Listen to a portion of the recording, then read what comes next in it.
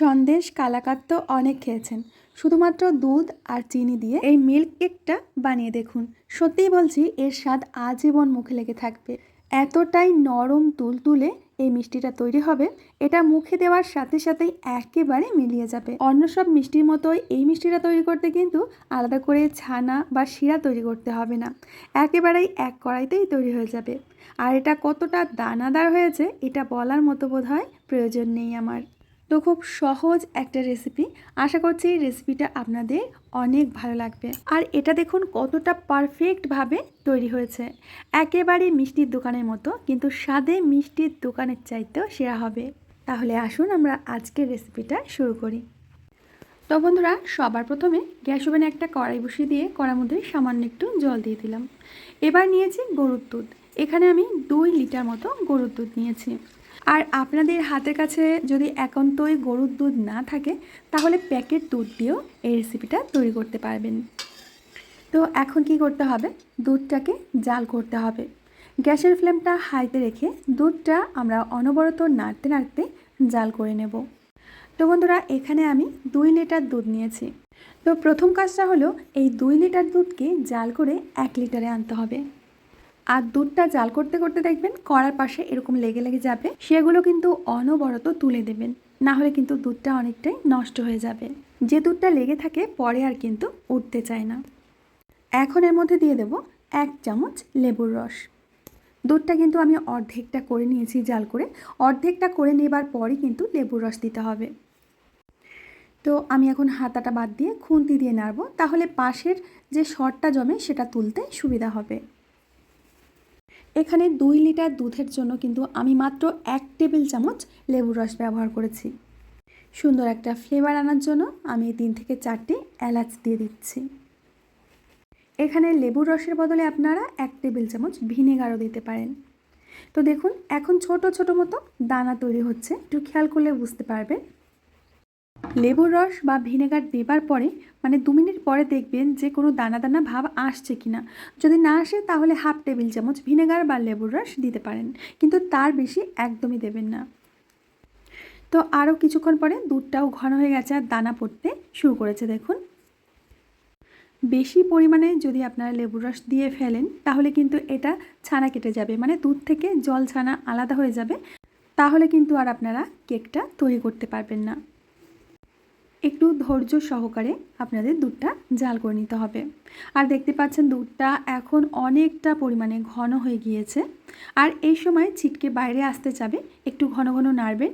আর এই কাজটা কিন্তু টোটালি আপনারা হাই ফ্লেমেই করবেন, ফ্লেমটা কখনো কমাতে যাবেন না বা মিডিয়ামও করবেন না। তো কেক বানানোর জন্য আমি একটা কাচের বাটি নিয়েছি, বাটির মধ্যে আমি হালকা একটু তেল ব্রাশ করে দিচ্ছি, তারপর নর্মালি একটা কাগজ দিয়ে দিচ্ছি, এরপরে আরও একটু তেল ব্রাশ করে দেব।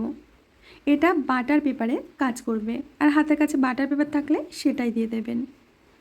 তো এটা আগে থেকে করে রাখবেন। আর এইদিকে দেখুন আমাদের দুধটা কিন্তু এখন একেবারেই শুকিয়ে গেছে। অনবরত নাড়তে থাকবেন, এই সময় কিন্তু পোড়া লাগার ভয় থাকে। এখন দিয়ে দেব চিনি, এখানে আমি 3 টেবিল চামচ মতো চিনি দিয়েছি। চিনিটা অল্প অল্প করে দিতে হবে আর নাড়তে হবে, একসাথে কিন্তু চিনিটা দিতে যাবেন না, তাহলে ছানা থেকে জল কাটবে। তো আমি অল্প অল্প করে চিনি দিয়ে দিচ্ছি আর নাড়িয়ে নিচ্ছি। কেক তৈরির জন্য কিন্তু পারফেক্ট টেক্সচার আমরা পেয়ে গেছি। এখন এখানে আমি অ্যাড করব 1 চামচ ঘি। ঘিটা 1 চামচ দিলেই হবে। তো আবারও খুব ভালো করে মিশিয়ে নেব। এই কেক তৈরি করতে একটাই মাত্র সমস্যা, ছানাটা কেটে জল না হয়ে যায়। তো আমি যেভাবে দেখালাম এইভাবে বানাবেন, আপনাদের ছানা জল কিন্তু আলাদা হবে না। এবার এই মিশ্রণটাকে একেবারে গরম গরম অবস্থাতেই ঢেলে নিতে হবে, এটা কিন্তু কোনোভাবেই ঠান্ডা করা যাবে না। তো আমি একদম গরম থাকতে থাকতেই বাটির মধ্যে নামিয়ে নিচ্ছি। তাহলে দেখবেন যে কেকের কালার কত সুন্দর আসছে আর কেকটা একদমই পারফেক্ট হবে। তো পুরো বাটিটা ভরে গেছে, একদম মাপের মাপের হয়েছে। চামচ দিয়ে একটু সমান করে দিচ্ছি ওপরটা, আর গরম গরম থাকতেই এর ওপর থেকে আমি একটা ফয়েল পেপার দিয়ে দিচ্ছি। এই কাজটা কিন্তু খুব তাড়াতাড়ি করতে হবে। তো ভালো করে আটকে দিয়ে এবার এই কৌটার ঢাকনা দিয়ে দেব।